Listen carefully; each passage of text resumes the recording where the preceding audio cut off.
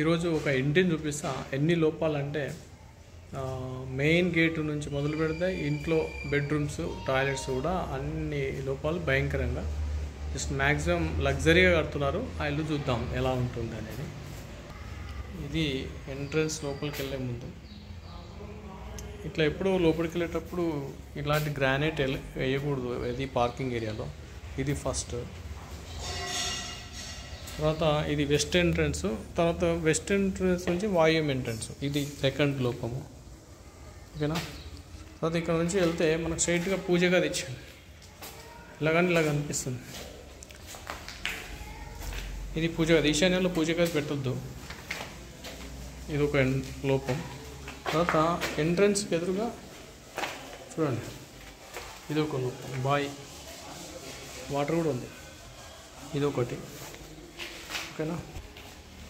ఇప్పుడు మెయిన్ బెడ్రూమ్లోకి వస్తుంటే టీవీ యూనిట్ అండ్ ఎదురెదురు బెడ్రూమ్స్. ఇక్కడ ఒక బెడ్రూము, ఇక్కడ ఒక బెడ్రూమ్, టీవీ యూనిట్. ఇది కూడా మైనస్ పాయింట్. ఈ చిల్డ్రన్ బెడ్రూమ్ చూస్తే జస్ట్ ఒక 7.5/9 ఉంటుంది. నైరుతి విండో, నైరుతిలో టాయిలెట్.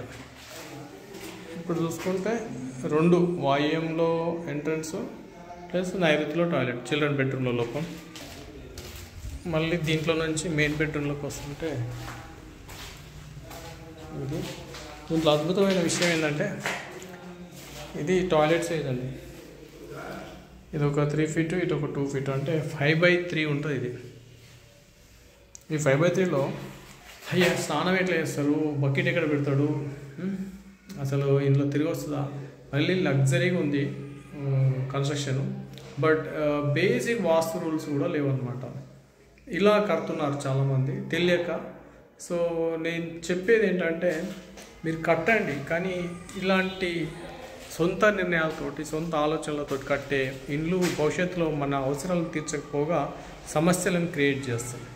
దీన్ని చూస్తేనే అర్థమవుతుంది ఏమాత్రం వాస్తు కూడా చూపెట్టకుండా కడుతున్న ఇల్లు. చాలామందికి నేను నిజంగా చాలా ఇబ్బంది పడుతున్నారు. లక్షలు ఖర్చు పెడుతున్నారు, కానీ అద్భుతమైన నిర్మాణాల ప్లేస్లో అనవసరమైన నిర్మాణాల వల్ల అవసరం లేని మనుషులు ఈ భూమి మీద తయారవుతున్నారు. జాగ్రత్త. మీ డబ్బులు జాగ్రత్త, మీ జీవితాలు జాగ్రత్త. Don't take self decisions and సొంత నిర్ణయాలు తీసుకోవద్దని దయచేసి మళ్ళీ ఒకసారి చెప్తున్నా. ఆంజనేయ వాస్తు సైంటిఫిక్గా, శాస్త్రీయంగా, అనుభవపూర్వకంగా ఎంతోమంది జీవితాలను పరిశీలన చేసి నేను చెప్తున్నాను. ఇలాంటి కట్టడాల వల్ల కావచ్చు, నిర్మాణాల వల్ల కావచ్చు ఎలాంటి ఉపయోగం ఉండదు. ఇది ఒక ప్రాక్టికల్గా కొత్త ఇల్లు చూసి బాధ అనిపించి మళ్ళీ మీకు తెలియదు కాబట్టి కట్టడానికి మీరు కూడా కొంత, ఎందుకంటే వాస్తు చూపిస్తే ఫీజు ఇవ్వాల్సి వస్తుంది, లేకపోతే ఆయన ఏదో భయపెడతాడు. ఇలాంటి అనుమానాలతోటి చూపెట్టుకోకుండా కడుతున్నారు. కానీ ఇలాంటి ఇంట్లోకి వచ్చిన తర్వాత ఇబ్బందులు పడొద్దని నా కోరిక.